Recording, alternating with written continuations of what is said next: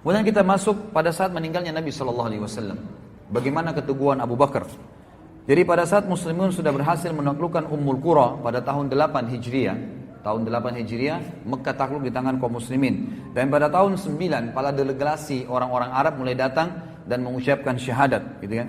Kemudian Nabi SAW sempat membentuk pasukan, ya, pasukan dipimpin oleh Usama bin Zaid, gitu kan. Dan di dalam pasukan itu ada Abu Bakar dan Umar.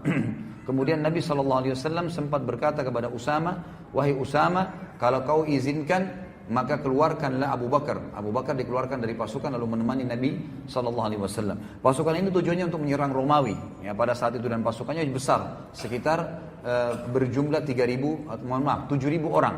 7.000 dari mujahidin yang keluar pada saat itu. Maka pada saat Nabi SAW sempat sakit waktu itu, kemudian orang-orang yang khawatir dengan Nabi SAW, maka Abu Bakar pun dari pasukan tadi kembali menemani Nabi SAW, melihat keadaan Nabi SAW, dan pagi harinya Nabi sempat sehat dan Abu Bakar sempat jadi imam dan Nabi sempat keluar menjadi makmum di belakangnya. Kemudian Nabi SAW kembali istirahat dan sakit keras. Setelah itu Nabi SAW meninggal dunia. Ringkas cerita, Nabi SAW meninggal, ini ada sejarah sendiri Nabi meninggal dunia. Nabi SAW meninggal dunia.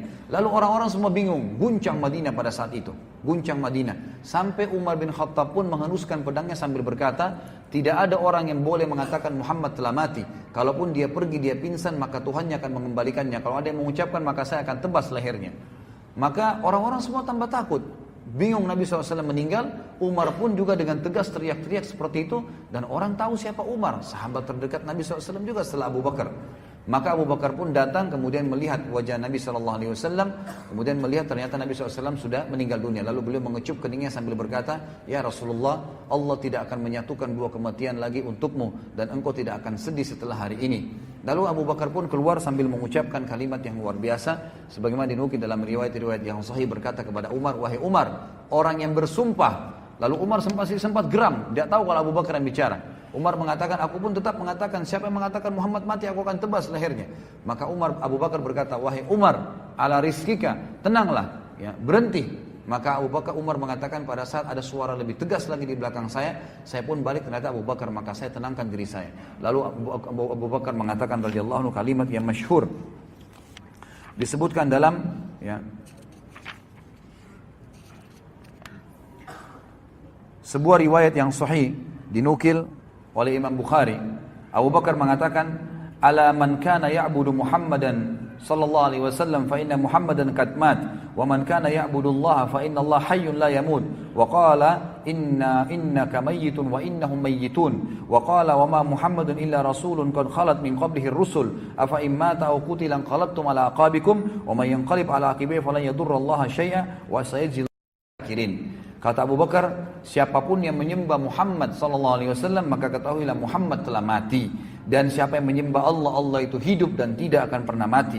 Serta Abu Bakar membaca firman Allah yang berbunyi, wahai Muhammad, kau pasti mati, dan semua juga akan mati setelahmu. Serta firman Allah, Muhammad tidaklah kecuali seorang Rasul yang telah berlalu sebelumnya Rasul-Rasul Allah. Kalau dia mati atau terbunuh di medan perang, maka apakah kalian akan meninggalkan agama Allah? Siapa yang meninggalkan agamanya Allah, maka tidak akan membahayakan bagi Allah, dan Allah akan memberikan balasan bagi orang-orang yang bersyukur.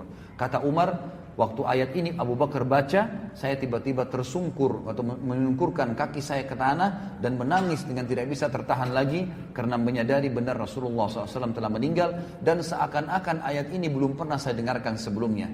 Lalu beberapa sahabat juga menukil dalam riwayat-riwayat yang sahih, kami seakan-akan baru mendengarkan ayat tersebut setelah dibaca oleh Abu Bakar radhiyallahu anhu. Kemudian pada saat itu Abu Bakar, ya, dibaiat oleh orang-orang Madinah. Waktu itu sempat simpang siur nih, siapa yang akan dibaiat. Orang-orang Ansar sempat kumpul di Bani Thaqifah. Kemudian mereka mengatakan, ayo kita memimpin, ya, Sa'ad ibn Ubadah, pemimpin mereka, kita pilih jadi khalifah. Lalu Abu Bakar dan Umar segera menuju ke Bani Thaqifah bersama dengan Abu Ubaidah. Lalu keluarlah mereka bersama bertiga ke sana. Lalu kemudian berkata Umar, saya akan ceramah, saya akan bicara. Kata Abu Bakar, sebentar wahai Umar. Kata Abu Bakar, wahai kaum Ansar, kami adalah pemimpin orang-orang muhajirin karena Allah telah mendahulukan kami dalam firman-Nya. was-sabiqunal awwaluna minal muhajirin wal ansar. Muhajirun baru ansar, dan kalian orang-orang ansar adalah wakil-wakil kami. Jadi ada raja, ada wakilnya, gitu kan? Kalian wakil kami. Lalu berkata orang-orang ansar, ada sebagian mengatakan kami tidak setuju. Kami ingin pemimpin dari kalian dan pemimpin dari kami. Lalu Abu Bakar pun mengatakan tidak bisa. Pemimpin cuma satu dari orang-orang Mekah, muhajirin, dan kalian adalah menteri-menterinya. Lalu berkatalah Abu Bakar, saya menunjuk untuk kalian orang yang paling dipercaya oleh Nabi SAW. Inilah Umar, ya, pilihlah Umar. Maka Umar pun memegang tangan Abu Bakar mengatakan, tidak, demi Allah kami tidak akan pernah terpilih satupun di antara kami sementara kamu ada, wahai Abu Bakar. Maka saya, wahai muslimin, membaiat Abu Bakar, apakah kalian setuju? Maka seluruh muslimin pun mengangkat tangannya dan mengatakan kami membaiat Abu Bakar. Dalam riwayat Bukhari yang lain dikatakan, ikhwas sekalian, bahwasanya ya, Umar berkata, apakah ada di antara kalian yang berani mendahului Abu Bakar, sementara Abu Bakar itu yang telah ditunjuk oleh Nabi SAW jadi imam kalian pada saat Nabi sakit, ya. Maka adakah yang berani maju? Ada yang berani maju? Silahkan maju, baiat dirinya. Maka mereka semua mengatakan orang Ansar, dan ini tanda keimanan mereka. Tentu di buku ini juga disebutkan fadilah Ansar, tapi saya tadi tidak sebutkan ya secara khusus. Mereka luar biasa dari sisi iman. Mereka mengatakan kami tidak mungkin mendahului Abu Bakar setelah Nabi SAW menyuruh jadi imam. Maka dibaiatlah Abu Bakar pada saat itu. Kemudian ada kejadian besar, ikhwas sekalian. Pada saat Abu Bakar menjadi khalifah, yang paling pertama beliau lakukan adalah, pada saat itu suku-suku Arab banyak yang murtad meninggalkan agama Islam. Ada yang murtad, ada yang mengaku nabi sendiri seperti ya orang-orang yang muncul Musailam al-Kadzab. Kemudian ada juga yang menolak membayar zakat, muslim tapi tidak mau zakat lagi, zakat khusus untuk Nabi SAW. Waktu itu jadi keadaan Madinah sedih meninggalnya Nabi SAW, pasukan juga terbatas. Bayangkan kalau semua suku-suku Arab banyak yang murtad gitu kan.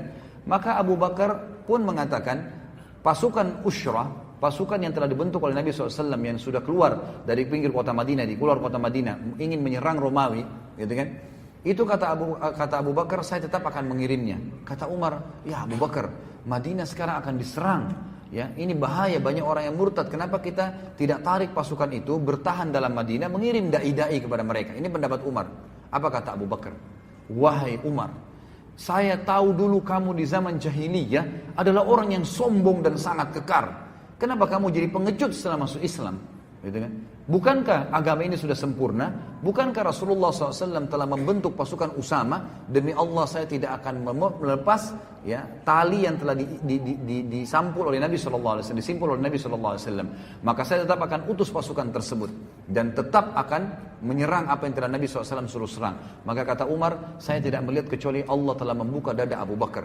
Maka pasukan pun tersebut keluar. Lalu apa yang terjadi, ikhwas sekalian? Seluruh suku-suku Arab yang dilewati oleh pasukan Usama bin Zaid ketakutan, gitu kan? Dan mereka berkata, pasukan sebanyak ini 7.000 orang tidak akan keluar dari Madinah, dari sarangnya, kecuali di dalam sarangnya pasti lebih banyak pasukannya. Padahal sebenarnya lagi lemah Madinah.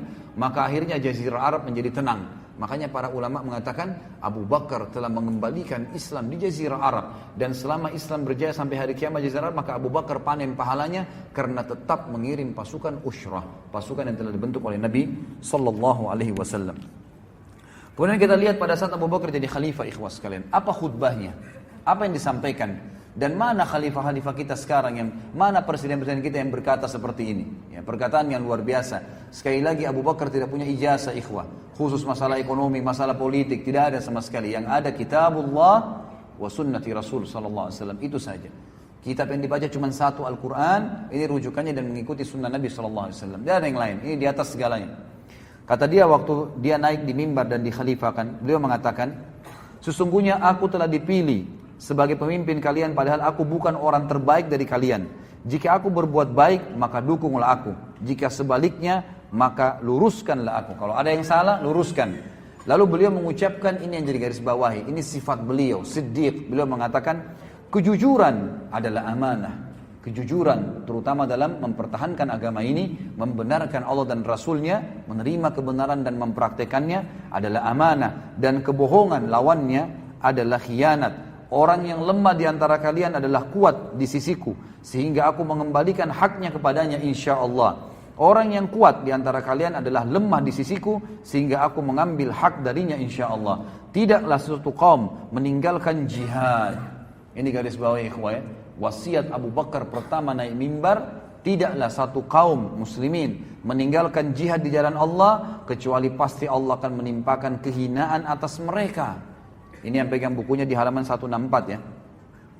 Kehinaan atas mereka, tidaklah perbuatan keji. Jadi di sini Abu Bakar menekankan ya, yang kita sayangkan sekarang memang jihad ini hilang dari kaum muslimin. Hilang betul. Jadi nggak ada ya. Nanti betul-betul wilayahnya diserang baru bisa menyerang. Padahal jihad dalam Islam itu bisa terjadi dua keadaan. Kalau lagi diserang ini fardu ain, atau memang mau ekspansi Islam. Jadi walaupun Islam sedang tidak diganggu, itu tetap bisa kita menyebarkan Islam dengan cara nawarin Islam. Mereka nolak bayar jizyah, kalau mereka nolak baru berperang. Jadi jihad itu bisa terjadi kapan saja, asal ada pemimpin muslim yang memimpinnya. Abu Bakar mewasiatkan pada saat jadi khalifah, beliau mengatakan tidaklah satu kaum muslimin meninggalkan jihad Allah kecuali pasti Allah menimpakan kehinaan atas mereka. Dihina di mana-mana. Tidak ada yang bisa melawan umat Islam karena memang tidak membiasakan diri dengan jihad itu. Tidaklah perbuatan keji yang mewabah pada satu kaum kecuali Allah akan meratakan cobaan atas mereka. Dibiarin maksiat tidak ada yang luruskan, maka pasti Allah akan meratakan cobaan. Taatilah aku selama aku mentaati Allah dan Rasulnya. Ini prinsip dasarnya. Namun jika aku mendurhakai Allah dan Rasulnya, maka tidak ada ketaatan untukku atas kalian. Berdirilah untuk sholat, dirikanlah selalu sholat, dan semoga Allah merahmati kalian. Jadi kita lihat di sini bagaimana khutbahnya yang luar biasa Abu Bakar radhiyallahu anhu. Di antara khutbah-khutbah yang beliau sampaikan yang masyhur adalah, tapi ini setelah beliau jadi imam ya, jadi pemimpin. Dan kita juga perlu tahu ikhwah, ini mungkin yang hilang di tengah-tengah kaum muslimin ya. Pemimpin negara dia di zaman Nabi SAW, di zaman Khulafaur Rasyidin Abu Bakar, Umar, Uthman, Ali, nanti kita lihat semua kisah-kisahnya. Itu memang yang jadi raja pada saat itu, mereka adalah imam masjid jami'. Jadi semestinya presiden kita itu kalau mau ikutin hukum Islam itu jadi imam di Istiqlal 5 waktu sholat, subuh, duhur, asar, maghrib, isya. Yang kedua yang mesti diketahui adalah bahwasanya mereka memang selalu khutbah Jumat.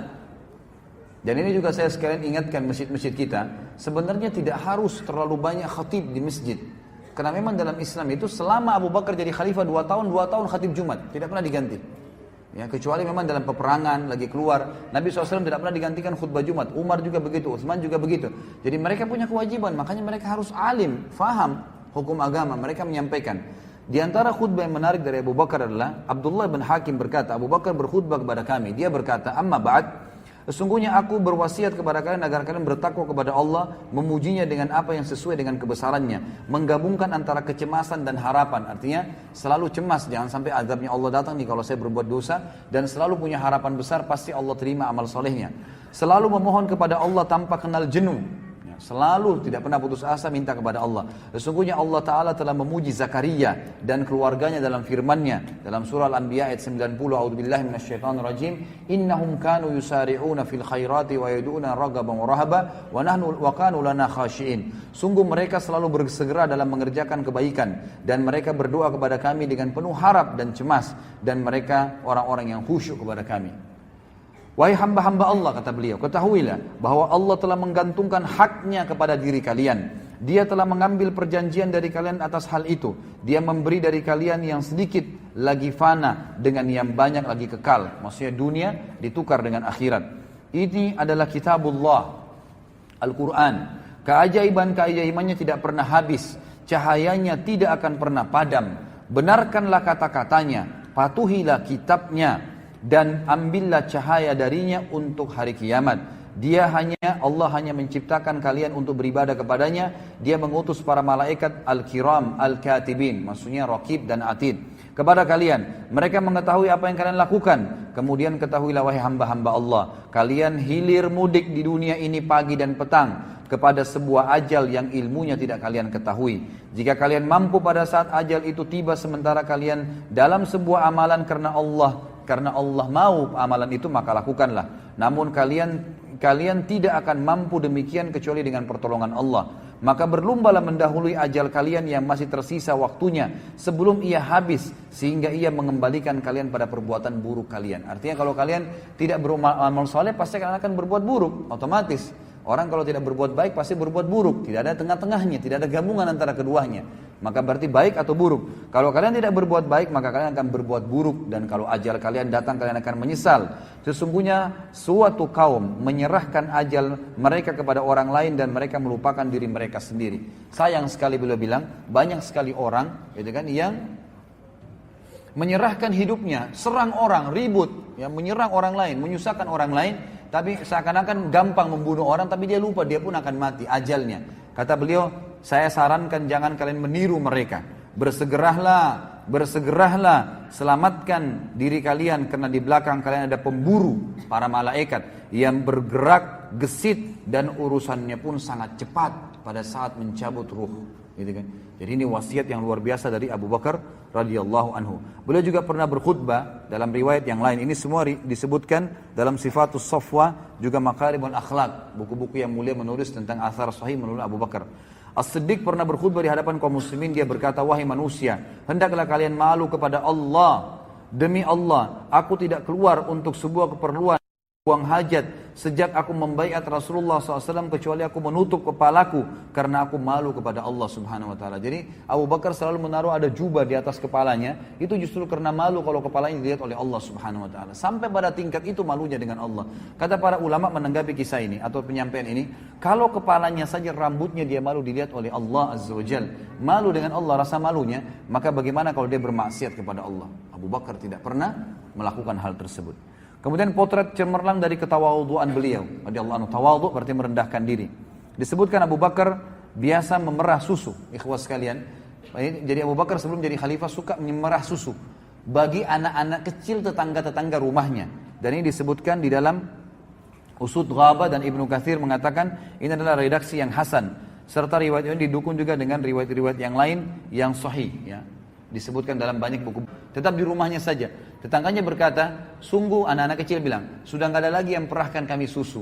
Lalu Abu Bakar mendekati mereka sambil berkata, pasti ada yang perahkan, dan saya demi Allah tidak akan mengubah perilaku saya yang baik sebelum saya jadi khalifah, setelah saya jadi khalifah. Tetap saya akan lakukan.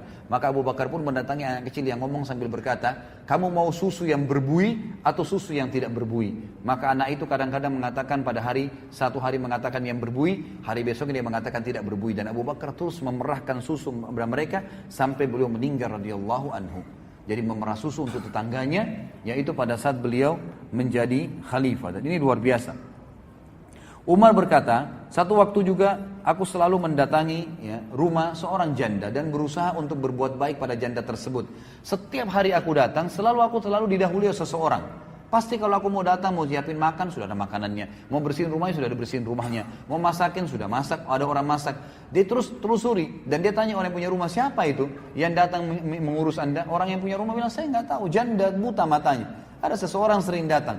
Lalu Umar satu waktu sembunyi-sembunyi ingin mencari tahu, dia datang lebih cepat, ternyata dia temukan Abu Bakar yang melakukannya. Maka dia mengatakan, oh ternyata kamu orangnya wahai Abu Bakar.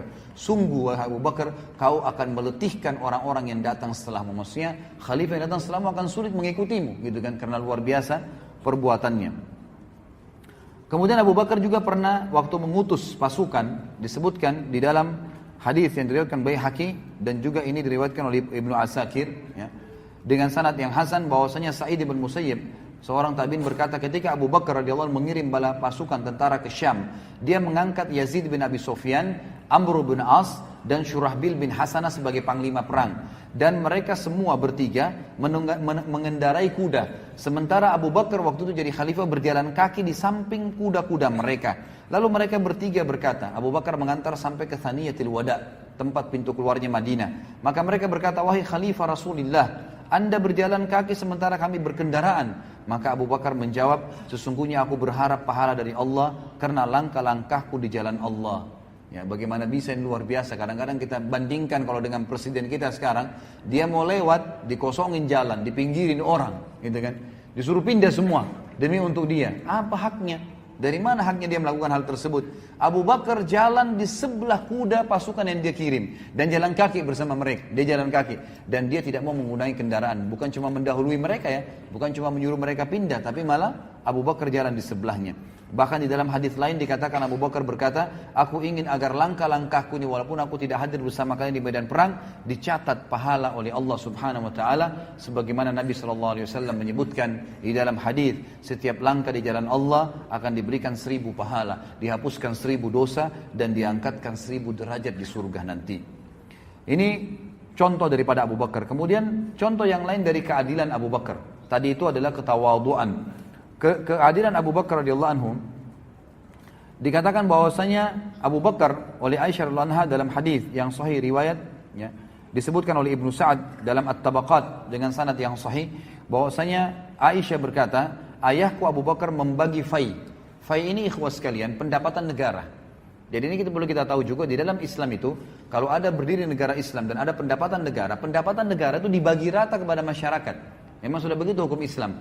Jadi sebenarnya dalam Islam itu tidak ada pajak sebenarnya, gitu kan? Kita kan sekarang malah diambil pajak dan diambil dari pendapatan masyarakat lalu dibayarkan ke negara. Semestinya yang dilakukan dalam hukum Islam, kalau hukum Islam ya negara Islam, maka bukan pajak tetapi yang ada adalah fai, pendapatan negara dihitung oleh negara dan paling banyak terjadi dari jihad memang, dari harta rampasan perang diberikan dan juga penjualan produk-produk dari ekonomi negara, kemudian dihitung, dikeluarkan kebutuhan negara pada saat itu lalu sisanya dibagi rata kepada masyarakat.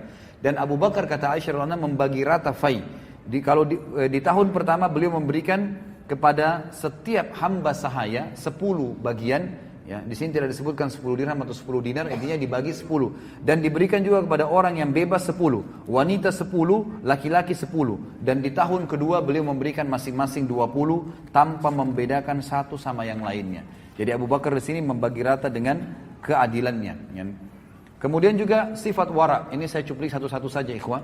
Sifat wara ini artinya wara itu begini. Wara itu adalah sifat di mana seseorang lebih peka hati-hati menjaga pelanggaran oleh Allah di jalan Allah SWT. Seperti kalau anda pernah ikutin ceramah saya, pernah saya sampaikan kisah Imam Nawawi. Imam Nawawi itu pernah menjaga waraknya pada saat tetangganya kehilangan kambing. Imam Nawawi tidak membeli kambing sebulan, baik kambing hidup atau beli daging kambing. Karena khawatir jangan sampai kambing yang dia beli di pasar, daging atau masih itu adalah kambing tetangganya yang dicuri. Tidak mau makan kambing gara-gara khawatir, itu namanya wara. Hati-hati sekali, jangan sampai makan yang haram. Ada kisah berhubungan dengan Abu Bakar disebutkan dengan athar yang sahih disebutkan dalam Tartibul Afwah, salah satu karya ditulis oleh Dr. Said Hussein dan juga ada riwayat sahih yang menukil masalah ini dalam riwayat Bukhari. Ini hadis sahih sebenarnya. Bahwasanya Abu Bakar pernah memiliki seorang hamba sahaya yang bekerja untuknya. Lalu Abu Bakar kebetulan waktu siang hari ketemu dengan hamba sahaya itu lagi bawa makanan. Abu Bakar lalu memakan, tiba-tiba makanan yang dibawa, memang biasanya dia hidangkan dari hasil kerjanya dikasih. Lalu hamba saya tersebut berkata, tahukah anda dari mana ya makanan yang saya kasih ini? Kata Abu Bakar, tidak. Kata budaknya, biasanya anda bertanya kepada saya, kenapa sekarang anda nggak tanya? Kata Abu Bakar, saya lapar dan saya percaya dengan kamu. Baiklah, dari mana kau dapat makanan ini? Kata dia, tadi waktu saya lagi melewati satu kaum, ada satu kaum ini jahiliyah, bukan orang Islam. Lalu saya berpura-pura menjadi dukun. Ya. Saya pura-pura tahu sesuatu, lalu mereka saya terka-terka dan saya berbohong. Kemudian mereka memberikan imbalan, maka inilah yang anda makan. Dalam hadis ini, dalam riwayat ini dikatakan Abu Bakar lalu mengorek mulutnya dan mengeluarkan makanan tersebut sampai tidak tersisa. Dalam riwayat lain dikatakan ada seseorang melihat Abu Bakar itu mengorek mulutnya dan tidak keluar. Orang itu mengatakan tidak bisa keluar kecuali anda masukkan di dalam mulutnya, gitu kan? Di dalam mulut anda air. Maka Abu Bakar meminum air lalu kemudian mengorek dan memaksanya keluar. Dan ini ulama memasukkan dalam sifat wara Abu Bakar radhiyallahu anhu yang luar biasa. Kemudian contoh kelembutan hati dan tangisan Abu Bakar radhiyallahu anhu. Kata Nabi, disebutkan dalam riwayat pada saat Nabi SAW meninggal, hadis ini sahih diriwayatkan oleh Imam Muslim. Abu Bakar berkata kepada Umar, ayo kita kunjungin Ummu Aiman. Ummu Aiman salah satu sahabat yang sangat tua dan Nabi SAW sering berkunjung ke rumahnya, gitu kan. Lalu Abu Bakar dan Umar pun mengunjungi Ummu Aiman. Lalu Ummu Aiman menangis tiba-tiba waktu lihat Abu Bakar dan Umar. Kata Abu Bakar dan Umar, kenapa anda menangis wahai Ummu Aiman? Bukankah dengan matinya Rasulullah SAW berarti Allah memilihkan yang terbaik untuk beliau? Kata Ummu Aiman, saya tidak menangis karena Rasulullah SAW telah meninggal, karena itu memang pasti yang terbaik dari Allah untuk beliau. Tapi saya menangis karena sekarang wahyu telah terputus dari langit. Jadi kita sudah tidak tahu lagi apa yang akan terjadi. Memang agama ini sudah sempurna, tapi sudah terputus wahyu. Maka Ummu Aiman menangis dan Abu Bakar serta Umar pun menangis seketika pada saat itu. Kemudian contoh zuhud, ya, Abu Bakar radhiyallahu anhu. Abu Bakar terkenal dengan kezuhudannya. Disebutkan di dalam riwayat Al-Hakim dan Bazzar bahwasanya Zaid bin Arqam berkata bahwasanya Abu Bakar meminta air lalu seseorang datang membawa bejana berisi air dan madu. Ketika mendekatkan di mulutnya, dia menangis dan membuat orang-orang di sekitarnya menangis. Kemudian dia diam. Jadi Abu Bakar waktu mau minum, minta jadi khalifah, didatangkan segelas air dan ada madunya, dicampur madu. Waktu beliau mau minum, beliau menangis, gitu kan. Ini kan minuman yang enak sekali, air sama madu gitu kan. Beliau menangis. Lalu beliau diam. Sedangkan yang lain tetap menangis. Karena melihat kadang-kadang ada orang yang tiba-tiba mau minum terus nangis terisak-isak karena sedih. Kita mungkin bisa ikut nangis ya karena sedihnya orang tersebut. Maka orang sekitarnya menangis melihat Abu Bakar menangis. Lalu Abu Bakar pun kemudian dia kembali ya mau meminum, pada saat mau masuk di mulutnya menangis lagi. Begitu terus 2 kali sampai 3 kali. Lalu Abu Bakar, ya, lalu mereka bertanya, apa yang membuatmu menangis wahai Amir Mukminin? Abu Bakar berkata, aku pernah bersama Nabi SAW. Aku melihat beliau mendorong sesuatu. Ada minuman dikasih, beliau mendorongnya tiba-tiba dan aku melihatnya. Lalu beliau berkata, menjauhlah dariku, menjauhlah dariku. Padahal aku tidak melihat apapun. Maka aku bertanya kepada Nabi SAW, ya Rasulullah, aku melihatmu mendorong minuman tersebut padahal aku tidak melihat siapapun. Kamu tidak mau meminum itu. Untuk apa kamu menolaknya? Maka kata Nabi SAW, tadi dunia menampakkan diri dengan apa yang ada padanya. Maka aku berkata kepadanya, menjauhlah dariku. Maka ia pun menjauh. Dia dunia berkata, demi Allah, jika engkau bisa luput dariku, maka orang yang datang sepeninggalmu tidak akan sanggup menghindariku. Maka Abu Bakar berkata, aku khawatir jika dunia itu menimpahku, maka itulah yang membuat aku menangis. Jadi sampai menangis dan khawatir jangan sampai dunia menjadi tempat ya beliau bergantung. Kemudian kita sudah tahu juga tadi pasukan Usama sudah saya jelaskan, ya ini juga ada disebutkan oleh penulis. Kemudian sikap Siddiq dalam perkara memerangi orang-orang murtad, ya.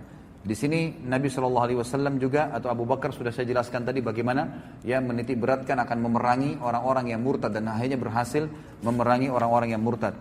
Kemudian ada juga Siddiq adalah orang yang paling pertama mengumpulkan Al-Quran. Setelah terjadi perang dengan Musailam al-Kadzab dan dimenangkan oleh pasukan muslimin, terdapat 700 hafid Quran dari sahabat yang terbunuh. Maka Abu Bakar dan Umar pun khawatir, 700 orang bukan jumlah yang sedikit.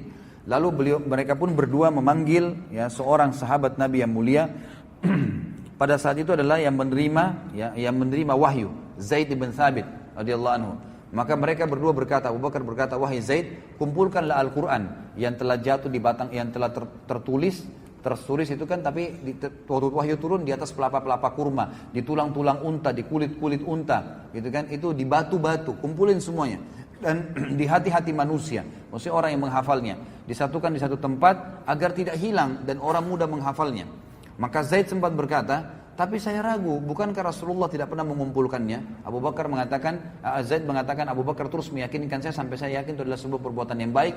Lalu Abu Bakar pun mengumpulkan Al-Quran. Dan kata para ulama, kalau seandainya Abu Bakar tidak mengumpulkan Al-Quran pada saat itu, maka bisa jadi Al-Quran tetap Allah jaga, tapi hanya dari lisan penjaga atau penghafal-penghafal saja. Dan itu bisa saja terjadi kesalahan. Tapi dengan izin Allah, Allah memudahkan Abu Bakar mengumpulkan Al-Quran dan akhirnya terjaga sampai kepada kita pada hari ini. Kemudian yang paling besar dalam hidupnya Abu Bakar radhiyallahu anhu yang beliau panen pahala yang luar biasa adalah beliau mengangkat Umar bin Khattab sebagai khalifah. Beliau menulis wasiat pada saat itu. Pada saat beliau akan meninggal dunia, beliau sempat mengatakan atau memanggil Utsman bin Affan. Ya, pada saat itu Utsman bin Affan ini sebagai katibnya, sekretarisnya gitu ya. Katanya Abu Bakar mengatakan, wahai Utsman, tulislah dengan menyebut nama Allah yang Maha Pengasih lagi Maha Penyayang. Bismillahirrahmanirrahim. Ini adalah yang diwasiatkan Abu Bakar bin Quhafa di akhir hayatnya ketika hendak meninggalkan dunia dan mulai masuk ke alam akhirat, di mana di sana orang kafir akan beriman, orang fajir akan menjadi yakin. Maksudnya orang kafir sudah hilang kafirnya hari kiamat. Oh iya benar, dia akan beriman tapi nggak bermanfaat lagi. Orang fajir, orang ahli maksiat yang tidak percaya kepada Allah akan yakin pada saat itu di akhirat. Dan orang yang berdusta pasti akan membenarkan tentang akhirat. Sungguh aku mengangkat atas kalian. Kemudian Abu Bakar pingsan. Abu Bakar itu sempat demam selama 15 hari. Sebagian ulama sejarah mengatakan kemungkinan Abu Bakar demam ini pasti pengaruh daripada sengatan binatang buas, ya, kalajengking atau ular di gua Thur pada saat hijrah bersama Nabi SAW, dan Allah ingin menutup hidupnya Abu Bakar dengan pahala yang besar dengan matinya disengatnya oleh hewan tadi, muncul dan demam selama 15 hari. Kemudian Abu Bakar pingsan, maka Utsman pun melanjutkan dengan sendiri mengatakan, aku mengangkat atas kalian Umar bin Khattab. Lalu ketika Abu Bakar siuman, bangun, dia berkata, bacakanlah kepadaku wahai Utsman. Utsman membacakan kepadanya, kemudian dia bertakbir dan berkata, aku melihatmu khawatir orang-orang akan berselisih jika aku wafat dengan pingsanku ini. Uthman berkata, benar. Abu Bakar berkata, semoga Allah membalasmu dengan kebaikan atas jasa baikmu kepada Islam dan kaum muslimin. Artinya, apa yang kau tulis tadi, aku mewasiatkan untuk Umar bin Khattab, memang itu yang saya mau tulis, tapi saya pingsan. Kamu menulisnya dan semoga Allah membalasmu dengan kebaikan pada saat itu. Maka kata para ulama, semua pembebasan wilayah-wilayah Persia, Romawi, biliaran orang yang sampai Islam sekarang di Asia, semuanya di seluruh dunia ini itu sebab ekspansi yang dilakukan oleh Umar bin Khattab. Dan Umar bin Khattab diangkat oleh khalifah oleh Abu Bakar radhiyallahu anhu, dan itu disetujui oleh kaum muslimin. Maka ini berarti jelas Abu Bakar mendapatkan pahalanya. Kemudian kita bicara masalah kematian Abu Bakar radhiyallahu anhu. Dan kita tutup dengan ini ikhwas sekalian, saatnya berpisah dengan beliau radhiyallahu anhu. Aisyah berkata, pada saat Abu Bakar radhiyallahu anhu mau meninggal, beliau sempat sakit selama 15 hari dan tidak menghadiri sholat, serta meminta agar Umar menggantikannya. Serta yang paling sering mendampingi Abu Bakar adalah Uthman bin Affan. Lalu disebutkan juga bahwasanya Abu Bakar pada saat akan meninggal, beliau berkata kepada Aisyah di dalam hadis yang sahih, wahai Aisyah, sesungguhnya engkau adalah orang yang paling aku cintai dari keluargaku. Sebelum ini aku telah memberimu sebuah kebun. Dan aku ragu, dalam hatiku masih ada ganjalan. Kayaknya ini nggak bisa aku berikan kepada kamu sendiri. Maka aku wasiatkan kepadamu agar engkau kembalikan kepada ahli waris. Kalau aku meninggal, bagi rata. Kata Aisyah, baiklah, aku akan jalankan wahai ayahku. Lalu Abu Bakar berkata juga dalam riwayat yang lain, pada saat dia akan meninggal, dia mengatakan, sejak kami memegang urusan kaum muslimin, kami tidak pernah makan 1 dinar atau 1 dirham pun milik mereka. Tidak pernah ambil dari muslimin 1 dinar dan 1 dinar, tidak pernah. Tetapi kami telah makan makanan mereka yang telah dibuang kulitnya dalam perut kami. Maksudnya yang mereka hidangkan buat kami, ya udah. Tapi kalau khusus menetapkan bayaran muslimin bayar, nggak pernah sekali 1 dirham ataupun 1 dinar yang diambil. Kami memakai pakaian kasar mereka di tubuh kami. Kami tidak mempunyai sedikit maupun banyak dari harta fai, rampasan perang kaum muslimin, kecuali hamba sahaya Habasyah dan seekor unta penyiram serta sepotong kain saja. Jadi Abu Bakar cuma mengambil dari harta rampasan perang pun. Jadi beliau hidup dari harta kerjanya sendiri, kebun-kebun kurmanya sendiri. Itu beliau tidak miliki kecuali seorang hamba sahaya. Itu pun hamba sahaya setelah beliau meninggal, beliau wasiatkan kembalikan kepada khalifah setelahku Umar bin Khattab. Juga seekor unta dipakai menyiram, ditaruh di atas punggungnya, itu 2 gentong besar untuk menyiram pohon-pohon kurma. Juga diberikan kepada Umar setelahku, dan bebaskanlah aku darinya, serta ini sepotong kain yang sempat aku diberikan pada saat aku jadi khalifah, kembalikan, aku tidak ingin sama sekali. Maka pada saat Umar dengar, Umar pun menangis sambil berkata, sungguh Abu Bakar telah membuat orang yang datang setelahnya lelah, tidak bisa mengikutinya. Dan Abu Bakar ingin melepaskan dirinya dari masalah-masalah yang memberatkannya pada hari kiamat. Akhirnya pada saat dia meninggal, ikhwas sekalian radhiyallahu anhu, kita dengarkan bagaimana statement yang mulia disampaikan oleh Ali. Mohon maaf ini agak panjang, saya bacain sedikit, mungkin sekitar selembar setengah ya. Tapi ini riwayat yang luar biasa, dan ini sekaligus meluruskan pemahaman orang-orang Syiah yang banyak menganggap bahwasanya Ali membenci Abu Bakar atau sebaliknya. Kita bisa lihat bagaimana Ali menamakan anaknya yang meninggal, yang banyak terbunuh di Karbala pun bernama Abu Bakar dan Umar. Bagaimana bernama Abu Bakar dan Umar, dan juga Hasan dan Husain memberikan nama anak-anak mereka dengan Abu Bakar dan Umar. Di sini dulu saya penulis kalimat abadi dari Ali pasca Abu Bakar wafat radhiyallahu anhu. Abu Bakar wafat umur 63 tahun, dan itu tepatnya pada malam hari Senin Hari Senin belum meninggal, malam Selasa, 22 Jumadil Akhir tahun 13 Hijriah. Aisyah sempat berkata pada saat akan meninggal dunia Abu Bakar sempat berkata, malam apa Rasulullah SAW meninggal? Aisyah berkata, hari Senin malam Selasa. Maka kata Abu Bakar, aku berharap meninggal malam ini agar aku bisa meninggal bersama dengan hari meninggalnya Nabi SAW. Maka Abu Bakar pun meninggal pada saat itu, dan sebelum meninggal dia juga sempat mengatakan, dengan apa kalian membungkus dan mengkafani Nabi SAW? Maka kata Aisyah, 3 helai kain suhulia dari Yaman, jadi kain putih dari negeri Yaman. Maka kata Abu Bakar, aku memiliki baju gamis ini, ada baju panjang beliau. Kalau aku meninggal, cucilah. Kemudian guntinglah dia, potonglah dia, jadikan dia sebagai kain kafan, dan tambahlah 2 kain lagi yang biasa. Lalu kata Aisyah, ya ayahku, ini kan sudah usang, baju ini sudah usang, nggak bisa, kami ganti yang baru. Kata Abu Bakar, orang hidup lebih pantas mendapatkan yang baru. Ini hanya untuk menunggu di alam kubur, nggak perlu yang baru. Jadi pakai baju yang tua. ya pada saat beliau dikafani radhiyallahu anhu. Beliau meninggal umur 63 tahun ya, sebagaimana meninggalnya Nabi sallallahu alaihi wasallam, dan beliau meninggalkan istri dan anak-anak semuanya dalam keadaan beriman kepada Allah, termasuk kedua orang tuanya. Dan beliau pada saat meninggal dimandikan oleh Asma binti Umais, istri beliau yang terakhir ya radhiyallahu anhum ajma'in. Dan ini juga diambil hukum bahwasanya bolehnya laki-laki dimandikan jenazahnya oleh istrinya, dan sebaliknya istri memandikan suaminya. Dan juga dalam hadis Bukhari dikatakan, kata Nabi SAW pada saat menjelang meninggal, wahai Aisyah, aku pusing kepalaku, sakit. Aisyah mengatakan, ya Rasulullah, aku juga sakit kepala. Kata Nabi SAW, tidak usah khawatir wahai Aisyah, kalau kau meninggal sebelum saya akan kafani kamu, saya akan mandikan kamu, dan saya akan kafani kamu. Kalau aku meninggal lebih dulu, kaulah yang memandikan dan mengkafani aku, sebagaimana disebutkan dalam hadis Bukhari. Kalimat Ali yang mulia adalah dari Usaid bin Safwan, ia berkata, ketika Abu Bakar wafat, jasadnya ditutup dengan kain. Madinah berguncang dengan isak tangis mirip pada saat wafatnya Nabi SAW. Dia berkata, Ali bin Abi Thalib pun datang, lalu berdiri di atas ya, tempat diletakkannya jenazah Abu Bakar, di mana Abu Bakar wafat. Dia berkata, semoga Allah merahmatimu wahai Abu Bakar. Engkau adalah orang yang paling dekat dengan Rasulullah SAW. Ini perkataan Ali radhiyallahu anhu. Teman akrab beliau, tempat beliau berkeluh kesah, orang kepercayaan beliau, pemegang rahasia beliau, dan penasehat beliau.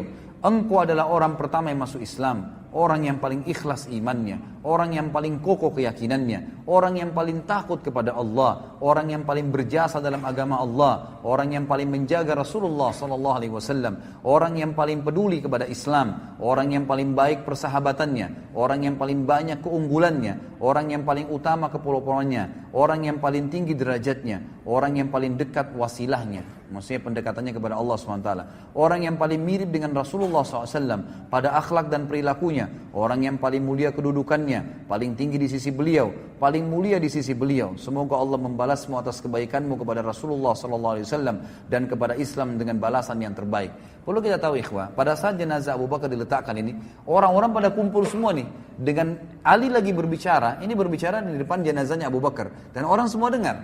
Jadi orang semua terdiam mengikutinya. Engkau membenarkan Rasulullah SAW pada saat orang-orang mendustakan beliau.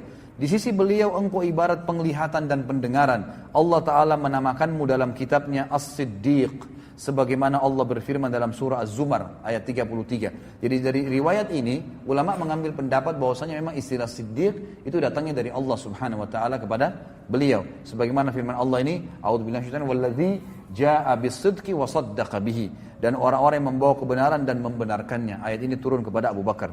Engkau memberikan hartamu kepada beliau sallallahu alaihi wasallam pada saat orang-orang menahannya. Engkau menyertai beliau dalam bahaya pada saat mereka memilih untuk duduk. Engkau adalah sahabat beliau yang paling mulia dalam kondisi sulit. Engkau adalah satu dari dua orang ketika keduanya dalam gua.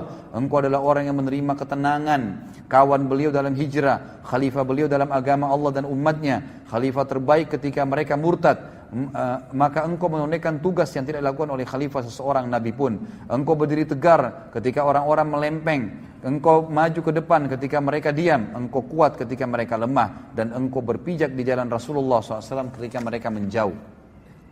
Engkau seperti yang disabdakan oleh Nabi Muhammad SAW, lemah badanmu namun kuat dalam agama Allah Ta'ala, bertawadhu dalam dirimu namun agung di sisi Allah, mulia di mata manusia dan besar di sisi mereka.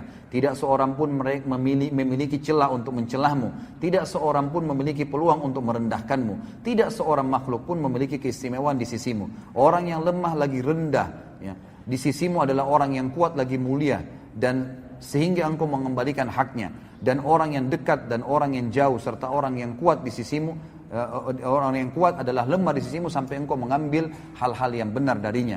Orang yang paling dekat kepadamu adalah orang yang paling taat dan takwa kepada Allah. Urusanmu adalah kebenaran, hidupmu dipenuhi dengan kejujuran dan kelembutan, ucapanmu bijak dan mengarah, perintahmu lembut lagi tegas, pendapatmu adalah ilmu dan tekad yang kuat. Agama menjadi lurus denganmu, iman menjadi kuat, dan perintah Allah terangkat denganmu. Demi Allah, engkau melangkah jauh mendahului kami. Engkau telah membuat lelah orang-orang setelahmu dengan sangat. Engkau beruntung meraih kebaikan dengan nyata. Inna lillahi wa inna ilaihi raji'un. Kami ridho kepada ketetapan Allah, kami menerima keputusannya. Demi Allah, kaum muslimin tidak ditimpa musibah setelah Rasulullah SAW seperti musibah kematianmu. Bagi agama engkau adalah penopang, penjaga dan pengayom. Semoga Allah Subhanahu wa taala mengumpulkanmu dengan Nabi Muhammad sallallahu alaihi wasallam, tidak menghalangi kami dari pahalamu, tidak menyesatkan kami sesudahmu. Orang-orang yang diam, orang-orang semua pada diam sampai Ali menyelesaikan kata-katanya, kemudian mereka menangis sampai suara mereka terdengar. Mereka semua berkata, engkau benar wahai Ali. Ini disebutkan dalam Al-Matalibul Aliyah, dan khabar ini sahih disebutkan juga di dalam Ziyadatu ya, Musnad, Musadda, dan rawi-rawinya semuanya thiqat. Inilah ikhwas sekalian dan akhwat, kehidupan seorang figur yang harusnya dijadikan idola bagi kaum muslimin. Orang yang sudah jelas berhasil dalam usahanya, rumah tangganya, bersosialisasi dalam masyarakat, bahkan menjadi pemimpin negara. Dan dia adalah orang-orang yang betul-betul kokoh ya dalam berpegang pada agama ini karena satu masalah, sidq. Beliau adalah orang yang mengakini ini adalah kebenaran dan tidak pernah ragu serta menjalankannya. Tidak perlu ditambah dan dikurangi dengan ajaran-ajaran yang lain. Allahu alam. Ini yang bisa kita sampaikan. Semoga Allah SWT memberkahi majelis kita ini dan menjadikan kita orang-orang yang senantiasa menjadikan Umar bin Khattab, Abu Bakar radhiyallahu anhu dan para sahabat Nabi yang lain sebagai panduan kita.